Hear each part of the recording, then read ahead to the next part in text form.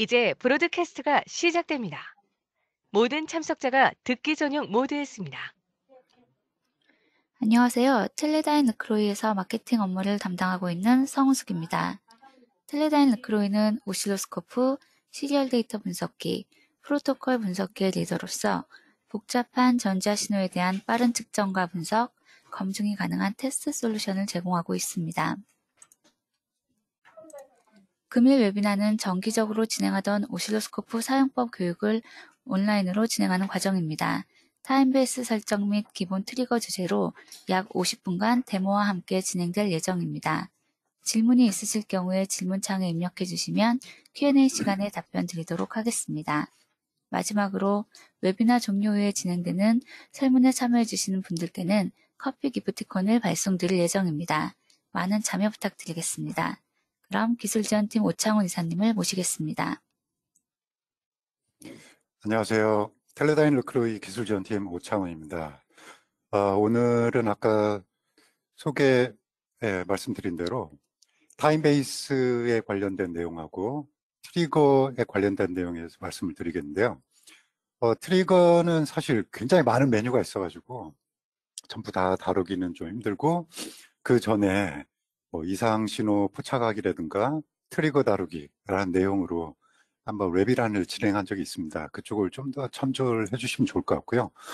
오늘은 기본적인 오퍼레이팅 관련해서 트리거는 가장 많이 사용되는 엣지 트리거, 그리고 간혹 질문이 많이 들어오는 것 중에 하나가 트리거 커플링에 관한 내용인데요.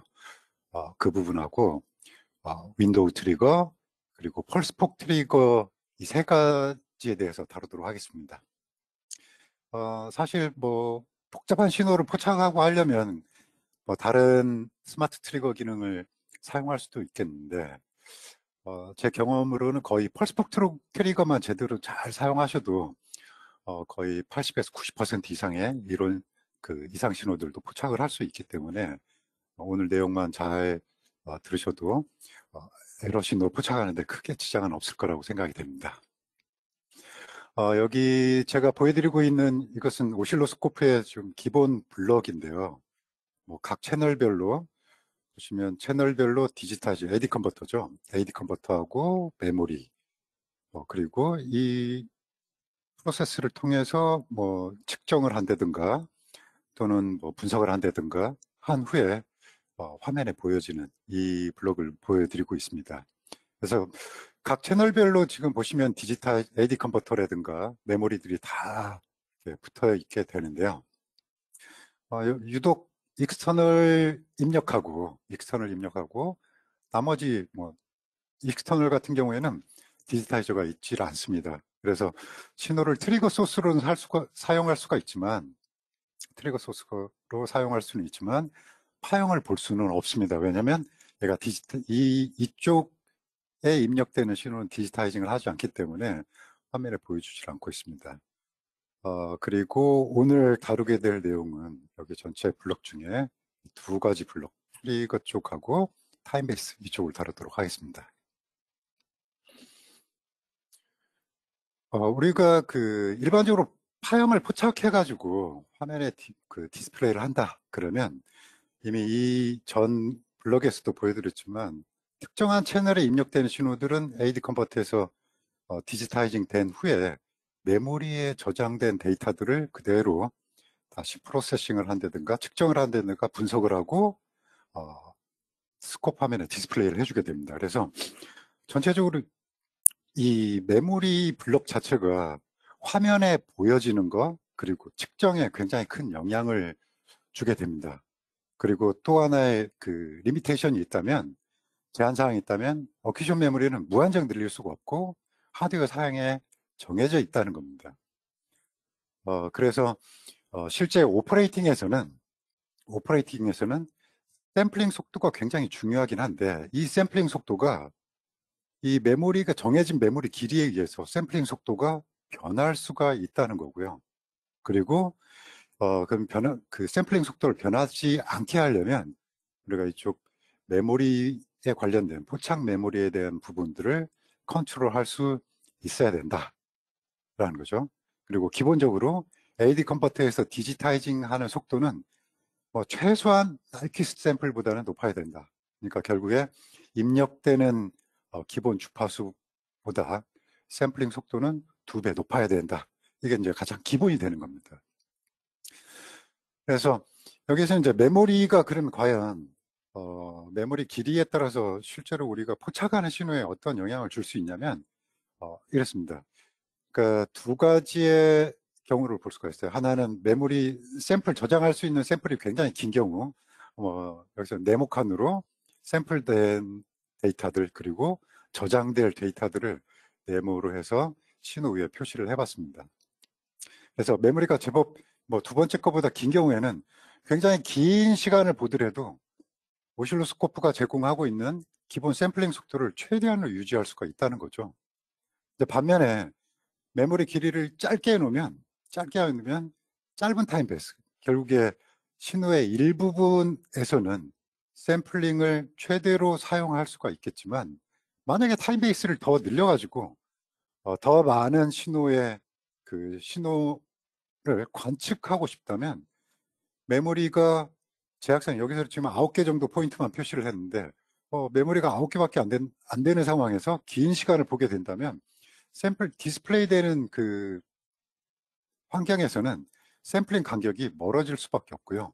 그래서 실제 노란색으로 입력되고 있는 이런 파형들이 오실로스코프에서는 전혀 다른 파형으로 보여지게 될 수가 있다는 겁니다. 그러면 이제 이런 게 궁금해지죠. 그러면 샘플링 속도는 어느 정도가 필요하냐? 기본적으로는 아까 말씀드린 대로 나이키스트 샘플링을 이제 기본적으로 유지를 해줘야 되고요. 최소한 그보다 높아야 됩니다. 근데 나이키스트 샘플 1호는 입력된 주파수를 복원하기 위한 최소 샘플링이에요. 근데 우리가 오실로스코프를 이용해 가지고 측정한다고 하면 뭐 라이징 타임도 측정해야 되고 또 맥시멈 그 전압을 측정하기도 하고 여러 가지 이제 그런 그 파라미터를 측정해야 되는데 이 나이키스트 샘플만 이용했다면 이런 사인 웨이브의 기본 주파수 2개의 샘플만 취했다면 파형의 주파수 정보는 알 수 있지만 나머지에 대해서는 우리가 개런티를 할 수가 없습니다. 그러니까 화면에 보이는 파형 모양이라든가 측정 값에는 크게 영향을 줄 수가 있어요. 그래서 일반적으로는 뭐 사인 파형을 본다. 그러면 이 사인 파형의 최소한 주파수의 4배 이상의 샘플링 정도를 뭐 하는 게 미니멈이죠. 해야 되고요. 그리고 뭐 단발 펄스를 본다든가 이러면 이 펄스 안에 최소한 10배 이상의 샘플링을 취해야 측정을 할 수가 있습니다. 그리고 뭐 이런 펄스파를 비롯해서 구형파 일반적으로 우리가 보는 이제 넌 사인 웨이브를 보고 특히 이런 트랜지션 타임, 라이징 타임이라든가 폴링 타임 볼 때는 이쪽 엣지에만 5개 이상의 샘플을 취해줄 수 있는 그런 샘플링 속도를 유지하셔야 정확한 측정을 기대할 수가 있습니다. 만약에 그 샘플링 속도가 입력 신호보다 느리게 샘플링을 한다. 뭐 예를 들어서 내가 100메가 신호를 보고 있는데 100MHz 주파수가 100MHz인 그런 신호를 보고 있는데 샘플링 속도는 그거에 못 미치는 뭐 50메가 샘플을 했다든가 그런 경우에는 입력 파형의 그 주파수는 굉장히 빠른데 실제 샘플링된 부분들이 실제 신호에서 제대로 샘플링 못했기 때문에 오실로스코프 화면에서는 전혀 엉뚱한 파형이 화면에 표시가 되게 되고요.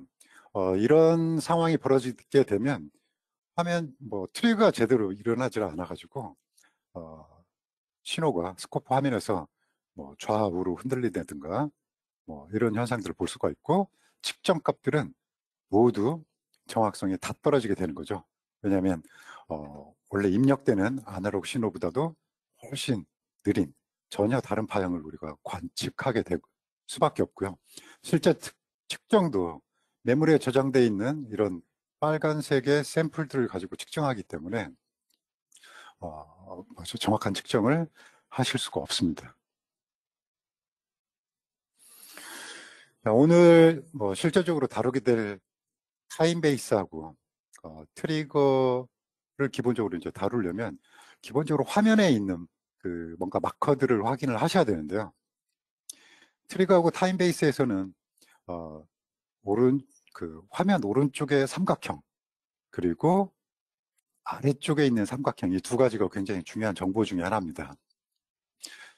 그래서 그 화면 아래쪽에 있는 이 삼각형이 있는 이 위치가 우리가 설정한 트리거 조건을 처음 딱 만족하는 그 신호, 그 위치입니다. 그래서 오실로스코프에서는 이 트리거 포인트 또는 딜레이라고 이제 부르게 되는데요. 이 지점을 시간상으로 0세컨드로 만들고요. 이 트리거보다 앞서서 포착된 이런 신호들, 그리고 이런 부분들을 프리 트리거 섹션이라고 부릅니다. 그러니까 실제적으로 시간을 보면 트리거가 0이기 때문에 트리거보다 앞서 있다는 걸 표시하기 위해서 여기 있는 샘플들의 시간들은 전부 마이너스로 표시가 되고요.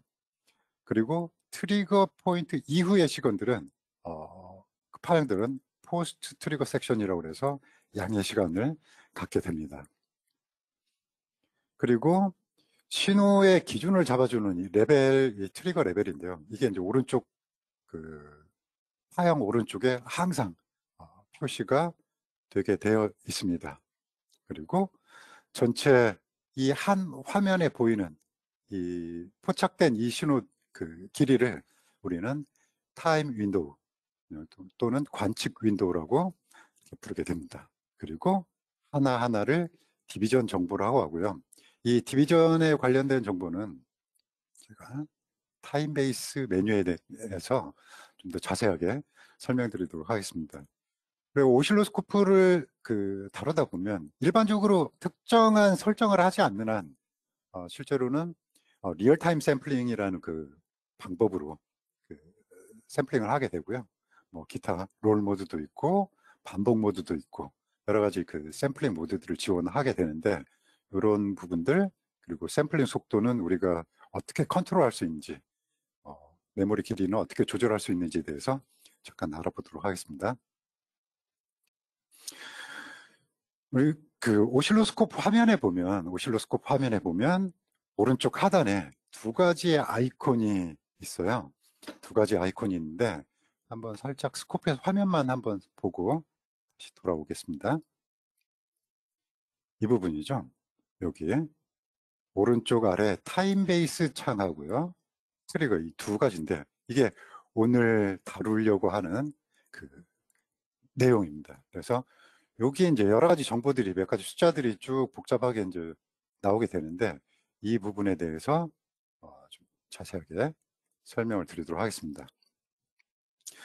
그래서 아까 봤던 잠깐 보셨던 메뉴 아이콘에서 타임베이스, T베이스라고 이제 줄여져 있는데, 이 메뉴는 기본적으로 한 칸당 스코프가 한 칸당 얼마로 설정되어 있는지, 그리고 이때 당시에 사용하고 있는 메모리 길이, 그러니까 샘플을 몇 개를 저장해서 화면에 표시하고 있는지를 보여주고 있고요. 여기서는 25메가니까 2500만 개 데이터를 가지고 전체 화면을 표시하고 있다는 거고요. 그때 당시에 샘플링 속도가 얼마였는지, 이 세 가지의 정보를 기본적으로 제공해 주는 게 이 타임베이스고요. 실제로 이 타임베이스를 컨트롤하려면 보통은 프론트 패널에서 뭐 T베이스라든가 이 버튼 노브를 돌리기도 하고요. 아니면 여기에 있는 아이콘을 터치하시면 여기 보이는 이런 스코프 하나에 이런 메뉴가 열리게 됩니다. 제법 메뉴가 뭐 많아가지고 제법 복잡해 보이기는 하는데, 왼쪽에서는 샘플링 모드, 리얼타임 모드로 할 건지, 아니면 메모리를 분할해서 사용하는 시퀀스 모드로 사용할 건지, 롤 모드 사용할 건지가 있고요. 두 번째 정보는 여기에 보이는, 뭐 이쪽하고 지금 싱크가 안 돼 있긴 하지만 여기에 있는 타임베이스 정보, 디비전당 얼마로 왔냐, 요거를 이제 컨트롤할 수 있는 부분입니다. 그래서 화살표를 눌러가지고 길게 하거나 짧게 하거나를 결정할 수가 있고요. 그리고 조그맣게 디스크립션이 여기 표시가 돼 있어요. 현재는 1메가 샘플링을 하고 있고, 샘플링, 그러니까 메모리가 100만 개고, 샘플링 속도는 10기가 샘플링이다. 그리고 이런 정보를 가지고 봤을 때, 어퀴션, 데이터 디지타이징한 샘플과 샘플 간격이 100피코세컨드를 유지하고 있는 상태다라고 표시를 하고 있고요. 여기서 말하고 있는 이 100피코라는 건 실제 오실로스코프에서 파형을 그려놓은 걸 크게 확대를 해보면 샘플들을 확인할 수가 있는데요. 이 샘플과 샘플 요 사이 시간이 100피코라는 얘기고요. 100피코세컨드마다 한 번씩 샘플을 취했다는 얘기가 되겠습니다. 그리고 이 화면에 보였던 이 25메가 포인트, 그러니까 메모리 길이죠. 메모리 길이를 이쪽 그 리얼타임 메모리 부분에서 조절을 할 수가 있습니다. 그래서 타임베이스 길이가 길어질 때 우리는 이쪽 메모리를 컨트롤 해가지고 샘플링을 더 취할 수도 있고요. 또는 픽스드 샘플 레이트를 사용하시면 내가 원하는 샘플링 레이트로 항상 스코프가 샘플링 할 수 있도록 고정하게 됩니다. 그러면 필요하다면 메모리가 길어지거나 짧아지거나 하면서 샘플링을 결정하게 되는 겁니다. 그리고 이쪽에서 이제 주로 이제 기본이 맥시마이즈로 사용하게 되어 있는데 AD 컨버터를 채널마다 붙어있던 AD 컨버터를 특정한 채널에 이렇게 몰아서 사용할 수 있다고 해야 될까요? 그러니까 내가 두 채널만 쓰겠다. 그러면 1, 2번 중에서 1번의 AD 컨버터가 채널 2번에 공급을 해줍니다. 그래서 샘플링 속도를 2배로 올려서 사용할 수가 있습니다. 그리고 내비게이션 레퍼런스에 대해서는 뒤쪽에서 좀 더 자세하게 설명을 드리겠습니다. 기본적으로 이제 샘플링 모드 왼쪽 메뉴의 왼쪽에 있던 이 메뉴 네 가지가 기본인데요. 특정 모델에서는 RIS 모드를 지원하지 않는 경우도 있어요. 그래서 리얼타임이다 그러면 우리가 일반적으로 신호를 포착할 때 사용하는 결국에 뭐라 할까요? 샘플링 속도, 그러니까 오실로스코프가 지원하는 샘플링 속도에 따라서 디지타이징을 하고 메모리에 저장했다 파형을 보여주는 거고요. 반복 샘플링이면 리얼타임 샘플링으로 계속 여러 번 포착을 해서 샘플과 샘플 사이에 샘플링된 데이터들을 끼워 넣으면서 화면에 표시해 주는 모드가 되겠습니다. 그러면 최대 200기가 샘플링 또는 250기가 샘플링까지 샘플링 속도를 올려서 표현할 수 있는 게 이 반복 샘플링 방법입니다. 그리고 롤 모드 같은 경우에는 비교적 신호가 길게 그리고 많은 샘플링이 필요 없는 경우에 이런 롤 모드를 사용할 수가 있겠습니다. 그리고 여기에 보이는 시퀀스 같은 경우에는 메모리를 분할해 가지고 내가 필요한 파형들 또는 트리거된 파형들을 그대로 분할된 메모리에 저장을 했다가 후에 보여주는 그런 모드가 되겠습니다. 뒤쪽에서 좀 더 자세히 설명드리도록 하고요. 제가 여기 아이콘들을 굉장히 많이 넣어가지고 제법 복잡해 보이는데 보통 우리가 타임베이스를 결정했다 그러면 내가 트리거가 발생했을 때 얼마나 긴 시간을 볼 거냐, 1초를 볼 거냐, 1마이크로세컨드를 볼 거냐 이제 결정을 하게 되고요. 그러면 이 노란색으로 실시간으로 쭉 흘러가는 이런 신호 중에서 우리가 결정한 이 타임베이스만큼 화면에 지정하고 이제 엣지 트리거가 됐건 뭔가 트리거가 발생하면 지정한 만큼 포착을 합니다. 근데 우리가 예상하기에는 스코프는 끊임없이 리얼타임이니까요. 끊임없이 계속 받을 수 있을 거라고 예상하지만 실제로는 우리가 화면에 표시를 하고 프로세싱을 하는 동안에는 어큐션을 하지 못합니다. 그래서 중간중간에 짧게 신호를 놓치는 부분이 있습니다. 그런 걸 이제 데드 타임이라고 부르는데 우리가 지정한 길이만큼 계속 연속적으로 포착을 하면서 이런 화면들이 이런 것들이 우리 화면에 이제 보이게 되고 전체적으로 여기에 보이는 이런 하나의 화면, 이 스크린 하나들 트리거 되고 이제 첫 번째 트리거 되고 두 번째 트리거 각각의 트리거된 이런 상황들을 우리는 수입이라고 부르기도 합니다. 자, 근데 내가 예를 들어서 데드 타임을 없애기 위해서 신호를 더 길게 봤다. 그러면 물론 짧게 봤을 때 놓치는 부분은 모두 다 놓치는 시간 없게 보게 되지만 긴 시간만큼 포착한 만큼 데드 타임도 상대적으로 길어지게 된다는 거죠. 그래서 이런 것들을 이제 보통 트레이드 오프라고 부릅니다. 그래서 내가 데드타임 중간중간에 놓치지 않게 하려면 긴 시간이 필요한 거고요. 짧게 자주 신호를 더 샘플링 속도도 높이가면서 확인해 볼 수도 있고요. 그래서 타임베이스 두 가지를 이렇게 길게 할 수도 있고 같은 신호에 대해서 짧게 할 수도 있는데, 이렇게 길게 하는 경우 또는 나는 뭐 중간 어떤 특정한 부분에 에러가 있어가지고 이걸 포착하고 싶은데 특정 트리거를 조건을 설정하지 않으면 엣지 트리거를 이용해서 쭉 트리거를 하다 보면 이 내가 원하는 부분을 포착하지 못하는 경우가 있습니다. 그래서 이따가 좀 후에 다루게 될 트리거에서는 내가 포착하고 싶은 특정한 이벤트들의 어떤 포커싱을 해두면 오실로스코프는 이쪽, 그러니까 원하지 않는, 그러니까 정상적인 신호 또는 다른 그 기준이 되는 그런 신호들을 정확하게 원하는 위치에 잡아가지고 기준점을 항상 트리거 포인트에 맞춰가지고 계속해서 같은 신호들을 포착하게 할 수 있는 이런 기능이 트리거라고 할 수가 있겠습니다. 그리고 이 상황을 한번 보죠.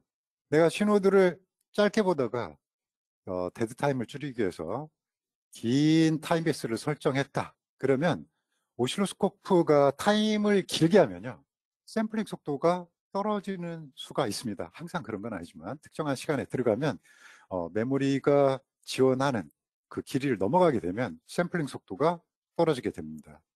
여기서는 같은 신호를 지금 포착하면서 하나는 10 마이크로세컨드, 디비전당 10 마이크로세컨드를 보고 있고요. 하나는 10배 긴 100 마이크로세컨드를 보고 있는데요.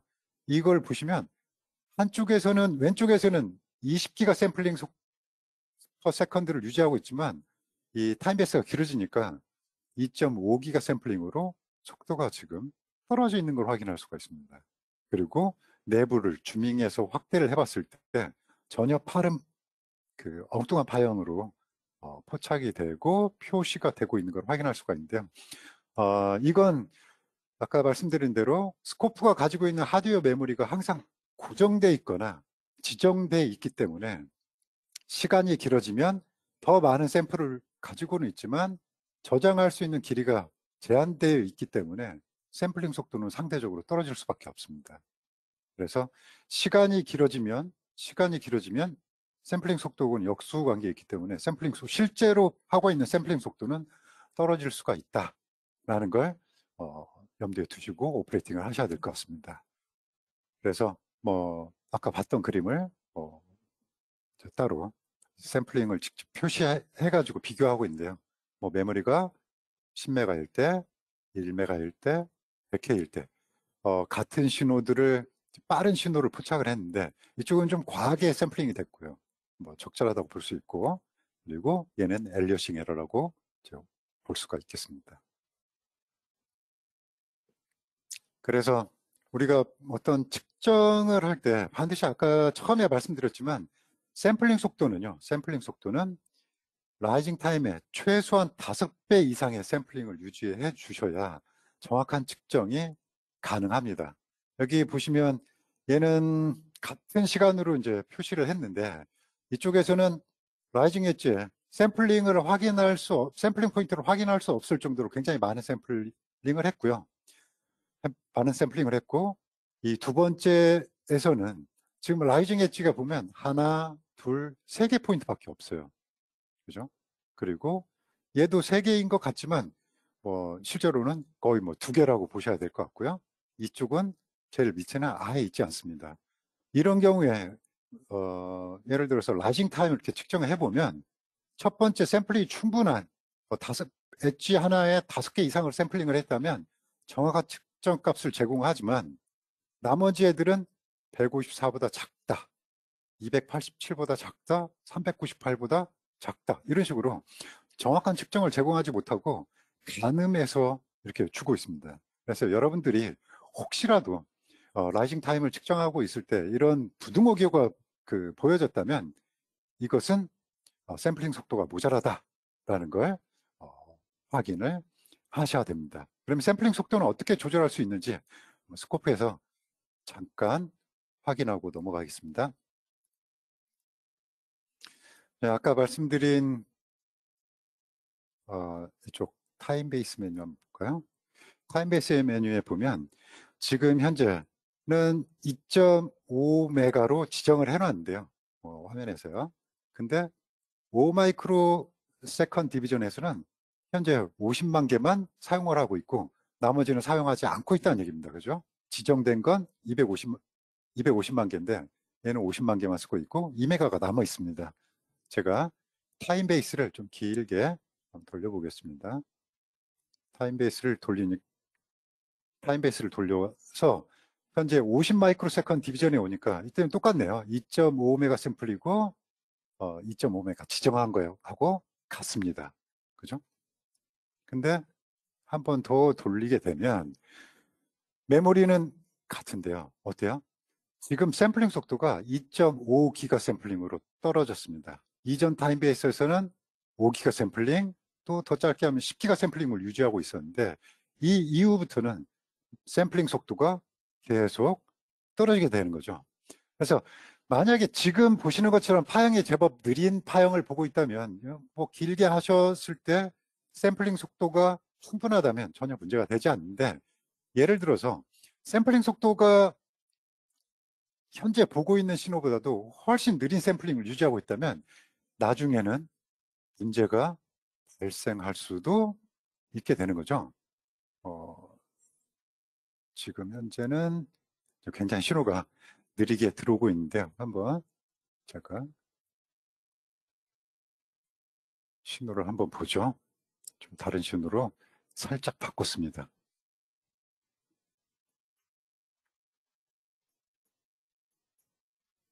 신호를 좀 더 빠른 주파수로 신호를 변경해 봤는데요.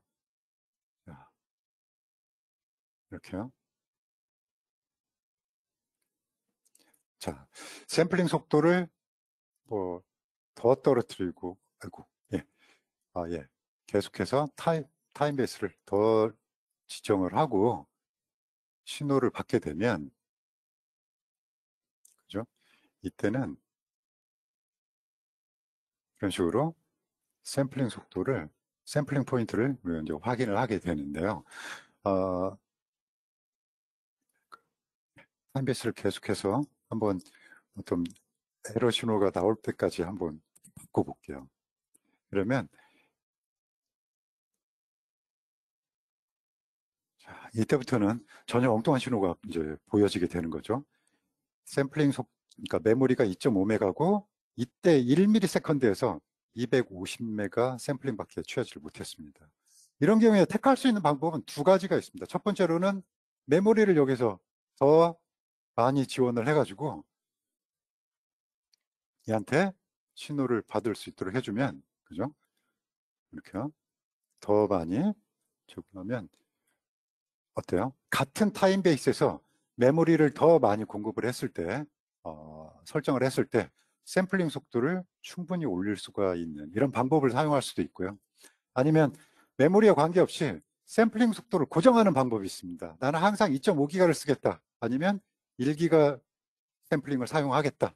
라고 하면 이때는 타임베이스를 변경하더라도요. 타임베이스를 변경하더라도 이렇게 항상 샘플링 속도가 항상 같은 샘플링 속도를 유지를 할 수가 있습니다. 그래서 그렇죠? 이렇게 되면 타임베이스가 짧든 길든 항상 이런 식으로 샘플링이 고정된 상태로 유지할 수 있기 때문에 우리가 메모리에 대해서 더 신경을 쓰지 않고도 충분히 오퍼레이팅을 하실 수가 있게 됩니다. 그리고 이따 프레젠테이션을 잠깐 보여드리겠지만 여기에 보면 내비게이션 레퍼런스라는 게 있는데요. 이건 뭐냐면요. 이런 겁니다. 만약에 내가 타임베이스를 이 상황에서 이렇게 변경을 했을 때, 타임베이스를 변경을 했을 때 기준을 뭘로 해서 하겠느냐라는 겁니다. 현재 락투 트리거 포지션 돼 있으면 요 트리거를 기준으로 하겠다는 얘기입니다. 한번 제가 트리거 포지션을 앞으로 이동을 해보고 이렇게 이동을 해보면 뭐 사인웨이브라서 거의 비슷하게 보이긴 하는데요. 얘를 센터로 놓느냐 아니면 트리거 포인트를 넣느냐, 이거에 따라서 살짝 다른 결과를 볼 수가 있어요. 한번 제가 다른 신호를 입력해 가지고 같이 보여드리도록 하겠습니다.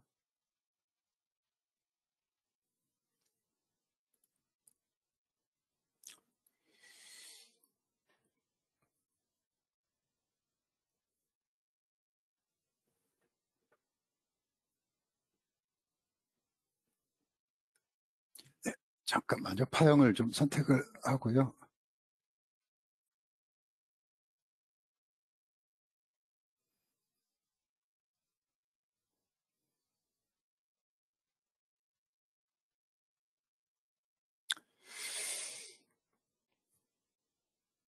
자, 이게 적당하겠네요. 트리거는 채널 4번으로 바꾸고, 자, 여기 트리거 포인트를 한번 위치를 한번 바꿔보고 신호를 포착하겠습니다.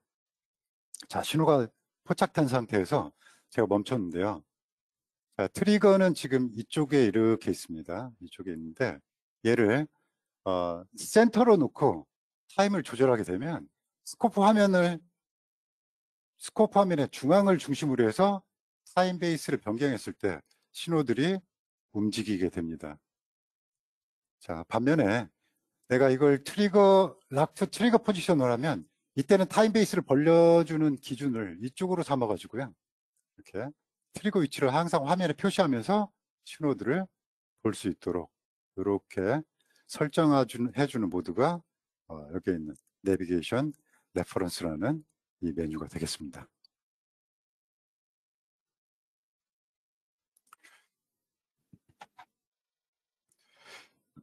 그리고 시퀀스 모드라는 게 있는데 이 시퀀스 모드 같은 경우에는 메모리를 분할해서 사용을 하는 건데요. 저장되는 방법은 이렇습니다. 메모리를 내가 원하는 만큼 기존 메모리를 나눠놓고 트리거가 일어나면 해당하는 타임 윈도우만 따로 저장을 하고요. 두 번째 트리거가 일어나면 다시 얘만, 그러니까 모여지는 트리거 기준 조건에 맞는 애들만 세그먼트에 저장을 해두는 모드가 되겠습니다. 그래서 여기서는 엣지 트리거를 이용해서 한번 신호를 포착을 해봤는데요.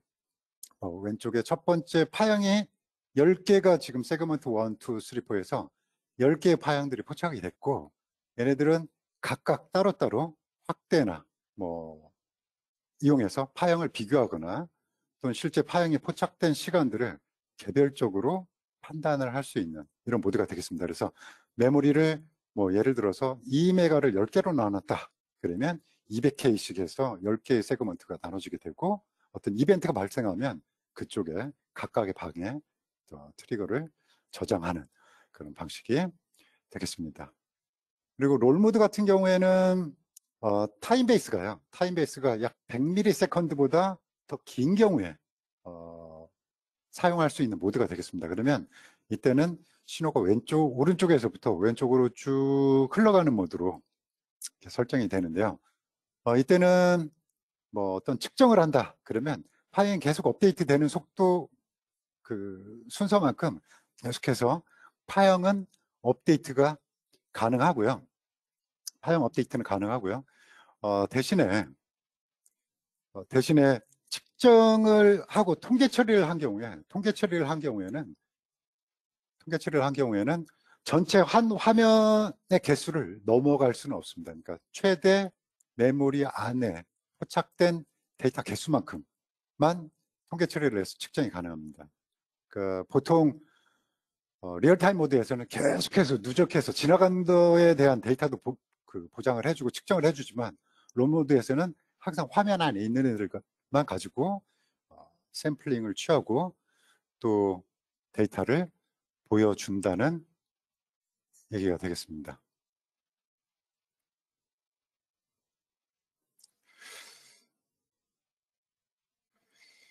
그래서 아까 잠깐 오퍼레이팅에서 설명드린 부분이죠. 내가 맥시멈 메모리로 설정할 거냐 아니면 픽스드 샘플링 레이트로 데이터를 볼 거냐라는 거고요.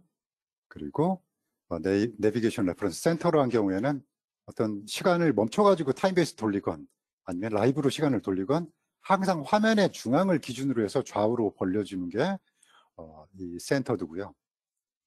또는 이 트리거를 락투 트리거로 포지션을 해놓으면 항상 트리거를 위치를 기준으로 해서 좌우로 시간이 설정된다라는 걸 기억해 두시면 되겠습니다.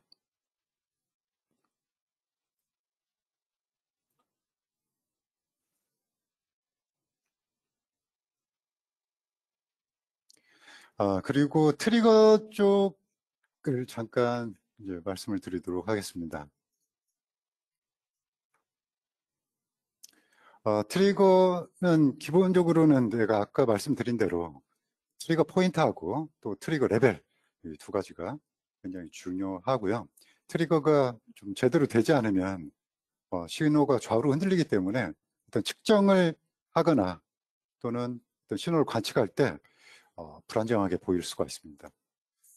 그래서 이쪽에서도 메뉴를 보면 이제 소스 채널, 트리거를 하고 있는 소스가 어딘지, 그리고 트리거 커플링이 어떻게 설정이 되어 있고, 트리거 레벨은 얼마였고, 상승 엣지에서 트리거 할 건지, 현재 트리거 모드가 오토로 되어 있느냐, 스탑으로 되어 있느냐, 노멀로 되어 있느냐를 이제 보게 되고요.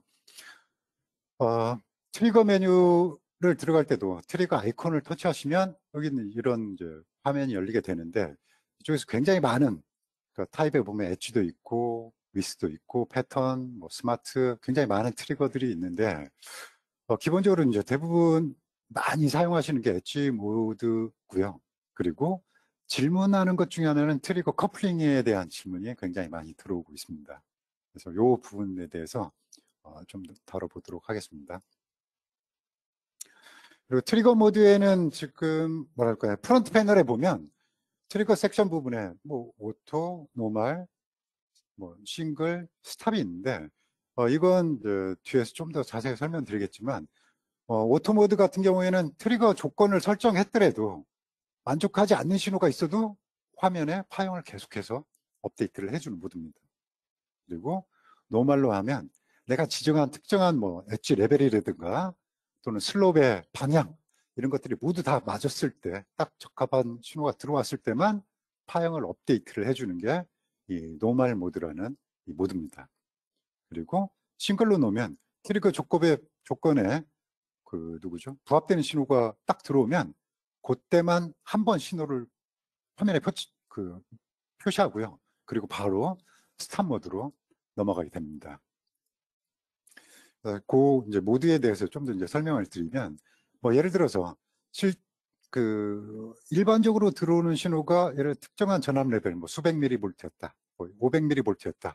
근데 여기에 이거보다 큰 신호가 있는지 확인하기 위해서 레벨을 올려가지고 700 밀리볼트, 600 밀리볼트 위에 올려놨다면 올려놓고요. 내가 트리거 모드를 오토로 놨다.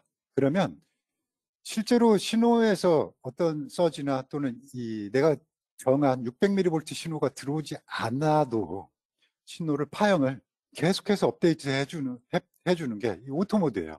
그러면 내가 찾고 싶은 건 이건데도 불구하고 전혀 다른 신호들이 계속 업데이트 되기 때문에 원하는 신호를 포착하기는 굉장히 힘듭니다. 그래서 특정한 신호의 조건을 설정했다면 노멀 모드를 사용하시는 것을 추천을 하고요. 이 노멀 모드를 사용하게 되면 이 경우라면 스코프가 waiting for trigger라는 이런 메시지를 주면서 이 기준에 맞는 신호들을 항상 기다리게 돼요. 그리고 오른쪽에서처럼 신호 안에 어떤 이 레벨에 맞는 신호가 입력이 되면 이때는 뭐랄까요, 파형을 화면에 업데이트를 해주는 이런 모드가 이 오토, 노멀 그리고 싱글이 되겠습니다. 한번 스코프에서 이것도 한번 보면서 할 수 있는 만큼 쭉 먼저 또 보여드리고 프레젠테이션 다시 돌아올게요. 지금 트리거 화면에서 트리거를 소스는 채널 1번 신호는 이제 가장 기본이 되는 사인 웨이브를 가지고 지금 보고 있습니다. 그리고 엣지 트리거를 설정했고요. 여기 보니까 레벨은 슬롭은 포지티브다. 그러면 여기 트리거 포지션 쪽에 쭉 올라가 이쪽 부분하고요. 지정한 레벨하고 딱 만나는 요 부분이죠. 요 부분이 오실로스코프에서는 기준이 되는 그 지점이 되고, 요 앞에를 프리 트리거, 요 뒤쪽을 포스트 트리거라고 이렇게 부르게 됩니다. 그래서 만약에 지금 현재 트리거 모드는 여기 보니까 오토 모드로 되어 있네요. 자, 레벨을 한번 조절을 해볼게요. 이렇게 해서 나는 입력되는 신호가 700mV 이상 신호를 기다리고 있다. 그런데도 오토 모드에서는 어때요? 내가 원하는 신호가 들어오지 않았음에도 불구하고 신호를 계속해서 보여주고 있습니다. 근데 이걸 트리거 모드에서 노멀로 딱 변경하게 되면 이 오실로스코프는 이때부터 요 위치에서요, 여기 트리거 포지션 위치에서 이 레벨을 넘어가는, 그러니까 상승으로 올라가는 이 신호를 기다리게 되는 거죠. 이제 그런 신호가 들어오지 않으면 여기서처럼 waiting for trigger라고 해서 계속해서 그 신호가 들어오기를 기다립니다. 그리고 여기 있는 그 레벨이 신호 안쪽으로 들어갔을 때 요때는 노멀 모드에서 파형을 지금처럼 계속해서 업데이트를 해주고 신호를 받아들이는 그런 모드가 됩니다. 그리고 트리거 모드에서 싱글을 선택하게 되면 딱 한 번만 포착하고요, 바로 스탑 모드로 이렇게, 진입을 하게 되는 거죠. 자, 보겠습니다. 한번. 자, 근데 이런 경우는 어떨까요? 자, 트리거 레벨 안에 신호가 들어오고는 있는데요. 이 안쪽에 굉장히 많은 노이즈가 섞여 있습니다. 그래서 이런 경우에는 보시면 이쪽 트리거 부분을 이제 확대해서 보면 이 안쪽에 트리거 할 수 있는 소스들이 너무나 많이 존재하는 거죠. 그죠? 트리거 레벨, 여기 센터를 기준으로 해서 트리거 레벨을 봤다면 여기도 포지티브 엣지들이 계속 연속적으로 들어오기 때문에 파형을 노멀로 했더라도 파형이 계속 흔들리게 됩니다. 그래서 이런 경우에는 여기 그냥 채널의 커플링을 이용해서 지금 내가 느리게 올라가는 이런 신호에서 트리거를 하고 싶다 그러면 신호에 섞여 있는 하이 프리퀀시 성분들은 이렇게 리젝트라는 이 모드를 이용해서 제거를 해주면 트리거가 아까 지정한 트리거 레벨에서 상승 엣지 첫 번째 올라가는 상승 엣지만 포착하고요. 트리거 회로에는 여기 있는 하이 프리퀀시 이 노이즈들은 들어가지 않게 됩니다. 그래서 이런 식으로 노이즈가 있는 그 파형을 트리거할 때는 특히 엣지 트리거를 사용할 때는 여기 있는 하이 프리퀀시 리젝트를 사용하시면 좀 더 안정적으로 신호를 트리거 하실 수가 있겠습니다. 그래서 여기 DC 커플은 기본적으로 사용하는 트리거 커플링에서 DC 커플은 기본적으로 사용하는 트리거 그 모드가 되겠고요. 그리고 AC 커플링은 DC 성분이 있었을 때 DC 성분을 제거하고 트리거 회로로 신호를 입력받는데 여기에서 얘기하는 이 DC 레벨은 50Hz 미만을 모두 다 DC 레벨로 판단을 합니다. 그리고 아까 봤던 하이 프리퀀시 리젝트 같은 경우에는 그 주파수를 50kHz 이상을 하이 프리퀀시로 보고 제거하거나 또는 그 크기들을 줄여가지고 트리거 회로에 입력해 주는 게 이 하이 프리퀀시 리젝트고요. 반대로 로우 프리퀀시 리젝트 같은 경우에는 50kHz 미만의 신호들을 제거하거나 줄여가지고 트리거 회로에 입력을 해주게 됩니다. 그리고 아까 잠깐 화면에서 이제 보셨을 것 같은데요. 이 화면 트리거 메뉴 아래쪽에 보면 Optimize for High Frequency라는 게 있어요. 이건 이제 체크박스를 했을 때하고 안 했을 때 차이점이 뭐냐면 이 신호에 노이즈가 있었을 때 그 보통 Optimize for High Frequency를 체크를 하지 않게 되면 트리거 할 때 히스테리시스가 0.5 디비전 정도로 굉장히 넓게 표시가 됩니다. 그래서 이런 경우가 되면 특정한 트리거 레벨이 있었을 때 그 위아래로 상하로 이렇게 변화되는 레벨에서 그러면 일반적으로는 트리거 한 번, 두 번이 발생하게 되지만 이 경우에는요. 이 경우에는 첫 번째에서 트리거 되는 올라가는 이 부분만 놔두고 좌우로 움직이는 이 히스테리시스 특정 영역 안에서 방향을 바꾼 애들은 무시하게 됩니다. 근데 이걸 옵티마이즈 포 하이 프리퀀시를 하게 되면 매 순간순간을 모두 다 트리거를 하게, 그러니까 좀 더 센시티브, 민감하게 트리거 그 레벨을 지정할 수 있는 모드가 옵티마이즈 하이 프리퀀시 이 체크박스가 되겠습니다. 트리거 타입은 아까 화면에서 보신 것처럼 위스도 있고 글리치도 있고 윈도우 이제 굉장히 많은 것들이 있는데 오늘은 제가 엣지 트리거하고 윈도우 트리거 그리고 저기 뭡니까 위스 트리거 이 세 가지만 보도록 하겠습니다. 슬롭에 대한 상황은 모두 잘 아실 거라 생각하는데 지정한 레벨에서 신호가 올라가고 있느냐 또는 지정한 레벨에서 신호가 방향이 내려가느냐 를 두 가지로 이제 가장 기본이 되는 거고요. 지금 이더라고 해서 둘 다 올라가거나 떨어지거나 둘 중에 어떤 이벤트가 발생해도 모두 다 트리거를 하게 할 수 있는 이런 기능을 이제 사용을 할 수가 있겠습니다. 그리고 윈도우 트리거 같은 경우에는 보통 우리가 트리거를 한다 그러면 레벨을 설정해 가지고 어떤 특정한 레벨 하나의 레벨에서만 관측을 하게 되는데요.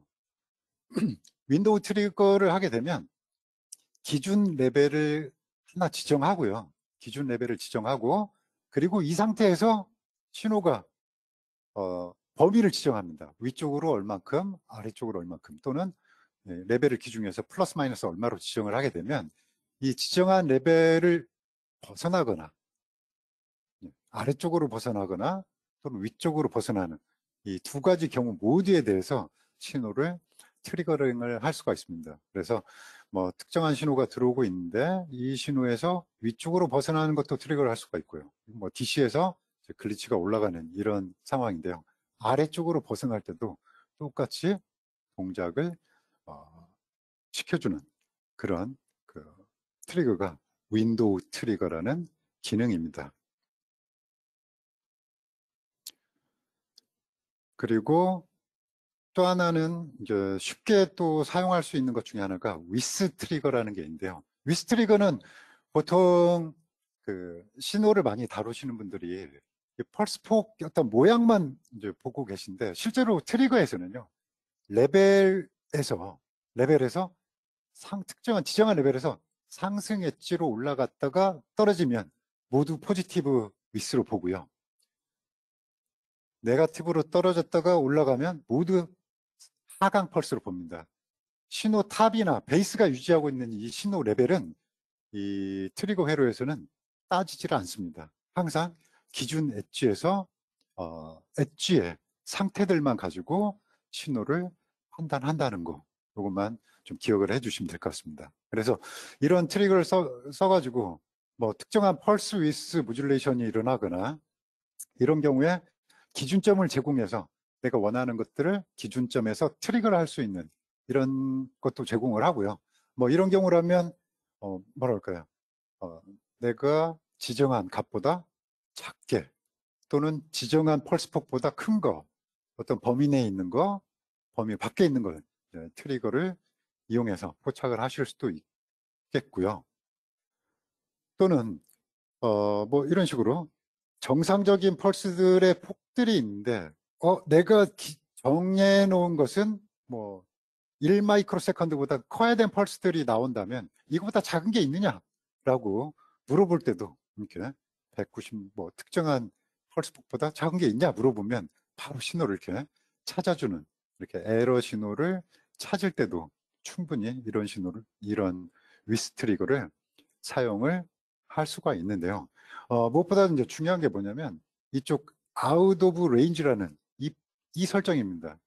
내가 설계한 특정한 값보다 그러니까 50 마이크로세컨드에서 펄스폭은 200 마이크로세컨드 이내에 움직여야 된다면 이런 펄스 밖에 있는 애들은 모두 에러예요. 그죠?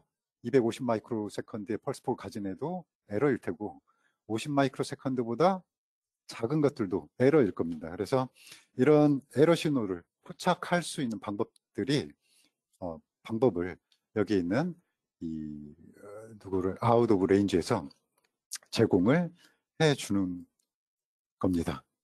자, 한번 스코프에서 몇 가지만 한번 살짝 살펴보고 살펴보도록 할게요. 스코프 화면 올려보겠습니다. 자, 여기는 좀 뭐 사인 웨이브로 보이고 있는데요. 여기서 한번 윈도우 트리거를 한번 설정을 해보겠습니다. 자, 여기 트리거, 아까 엣지 트리거는 우리가 이제 살펴봤고, 엣지 트리거 하이 프리퀀시 리젝트가 현재 되어 있는 상태고요. 자, 윈도우 트리거를 한다 그러면 예를 들어서 파형 모양이 달라지거나 또는 내가 지정한 레벨을 한번 직접 보겠습니다. 윈도우 하고요. 여기서는 앱솔루트를 하게 되면, 앱솔루트로 하면 절대값으로 지정을 하는 거예요. 나는 뭐 450mV가 맥스 레벨이고, 뭐 로어는 뭐 마이너스 0V로 하겠다. 그리고 그러면 이 스코프에서는 자, 저기 있는 제가 리젝트 레벨을 보여드리기 위해서 이렇게 DC 레벨로 바꿔 보겠습니다. 이렇게 해서 그러면 0V에서부터 450mV 이상으로 벗어나는 애들을 신호를 이제 포착하게 되는데요. 한번 볼까요? 이렇게요. 신호가 정상적으로 이렇게 이런 신호, 이렇게 그 수입이 될 때, 여기 보시면 내가 지정한 450mV하고 여기 아래쪽 0V 레벨에서 신호를 두 가지를 기다리는 거죠. 그러다가 제가 노말로 놓으면 이 위치를 여기 두 가지 레벨을 넘어가지 않으면 트리거를 하지 않고 있다가 갑자기 신호가 모양이 변했다. 그러면 이런 식으로 트리거를 바로 해주는 겁니다. 그래서 뭐 여러분들한테 보여드리기 위해서 제가 이걸 싱글 트리거로 바꿔볼게요. 트리거를 싱글 모드로 하면 첫 번째로 변화되는 모드에서 트리거가 이렇게 될 겁니다. 그죠? 그러면 앞쪽에서 신호들이 더 많이 있다가 트리거를 다시 싱글로 놓고 좀 더 길게 변경을 하고요. 자, 트리거를 싱글 해놓으면 이렇게 작게 있다가 신호가 갑자기 크게 변하는 위치에서 트리거가 발생하게 될 겁니다. 자, 트리거 모드는 싱글로 놨고요. 여기에서 신호가 변경이 되면 이렇게 이 신호를 벗어나는 지점 또는 아래쪽으로 벗어나는 지점이 있다면 아래쪽에 벗어나는 지점에서도 트리거를 바로 해주는 모드가 여기 있는 스마트의 윈도우라는 이런 기능입니다. 그리고 이어서 제가 다른 신호를, 다른 소스를 좀 이용을 해가지고 트리거를 한번 해보겠습니다. 자, 이번에는 펄스폭 트리거를 한번 보여드리도록 하겠는데요. 소스는 반드시 채널을 이제 바꾸셔야 되겠죠. 그래서 지금은 보시다시피 웨이팅 포 트리거로 해서 신호를 기다리고 있는데 지금은 6나노세컨드보다 작은 애들을 기다리고 있었는데요. 이런 애들은 없다는 얘기죠. 그러면 예를 들어서 내가 뭐 2마이크로세컨드보다 작은 펄스가 있으면 포착을 해라. 그러면 내가 여기 보이는 이 부분이 2마이크로세컨드보다 요게 항상 타임베이스 보시는 것처럼 2마이크로세컨드보다 작은 애들을 포착을 했고요. 뭐 예를 들어 1마이크로세컨드가 있느냐 물어봤는데 1마이크로세컨드 펄스폭은 가진 게 없답니다. 그래서 뭐 2마이크로세컨드보다 작은 걸 포착을 해라 이렇게 할 수가 있고요. 또는 큰 걸 지정을 해가지고 뭐 10마이크로세컨드보다 큰 펄스가 있느냐 이렇게 물어보게 되면 얘가 이렇게 10마이크로세컨드보다 큰 게 있을 때 포착을 할 건데 지금 현재 이런 파형은 그런 펄스폭은 존재하지 않는다는 얘기죠. 8마이크로세컨드로 봤을 때는 8마이크로에서부터 뭐 19, 뭐 9점 얼마까지 지금 메저먼트를 올리지 않아서 그렇지만 이 범위에 있는 신호를 모두 포착을 하고 있는 걸 볼 수가 있고요. 그러면 범위를 지정을 해서 또 이렇게 맥스 8 마이크로 세컨드고 미니멈은 6 마이크로 세컨드 포착해라 그러면 6하고 8 사이에 있는 애들만 신호를 포착해서 관측을 하실 수가 있겠습니다. 그리고 제가 오늘 커버는 하지 않았지만 이제 간혹가다 질문 오는 것 중에 하나가 이런 게 있습니다. 뭐냐면 무가지 파야 소스가 기본적으로는 스코프에서는 기본적으로 스코프가 보여주는 것은 채널 한 개, 그러니까 채널 소스는 한 개만 사용을 할 수가 있어요. 근데 간혹가다 이런 분들이 계십니다. 채널 1번에서도 했다가 채널 2번에서도 트리거하는 이런 오화 모드가 되느냐는 거죠. 지금 보시면 화면에 보시면 채널 1번 신호가 올라갔고요. 채널 2번에서 트리거를 해보면 잠깐만요. 얘도 채널 2번에서 트리거를 좀 해봐라 그러면 채널 2번 신호가 안 보이네요.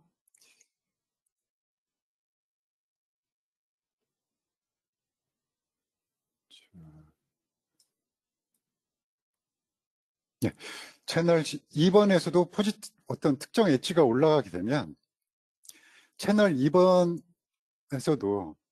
신호를 입력을 하고요.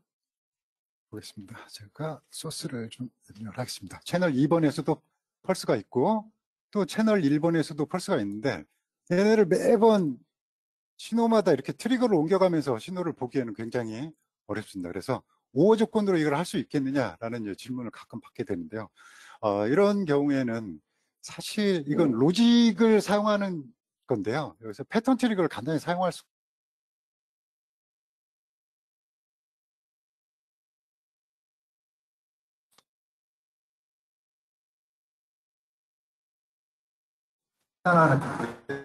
저는 채널 1번과 2번을 모두 하이 조건을 줬고요.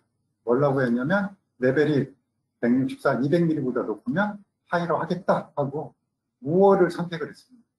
그랬더니 노멀 트리거 조건에서 왼쪽 엣지가 둘 중에 하나 엣지가 올라가면 그때마다 지금 트리거를 하고 있는 것을 볼 수가 있습니다. 그렇죠? 그래서 오늘 제가 프레젠테이션은 소개는 안 드렸지만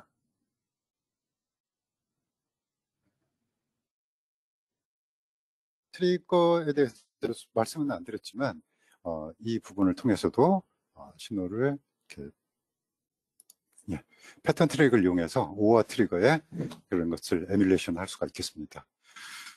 그리고 오늘 다루게 되는 이런 내용에 대한 것들은 저희 블로그에 방문을 하시면 좀 더 자세하게 좀 보실 수가 있을 것 같고요. 그리고 웹사이트에서 마우이 스튜디오라는 이 소프트웨어를 제공하고 있는데 이것은 오프라인 파형 분석기라고 보실 수가 있습니다. 그러니까 PC에서 이 스코프하고 똑같은 인터페이스를 설치해서 분석하고 데이터를 어큐션하고 이런 기능으로 사용을 할 수가 있는 그런 버전입니다. 제가 준비한 건 오늘 여기까지고요. 혹시 질문 있으시면 질문창에 넣어주시면 답변을 드리도록 하겠습니다. 혹시 질문 있으십니까?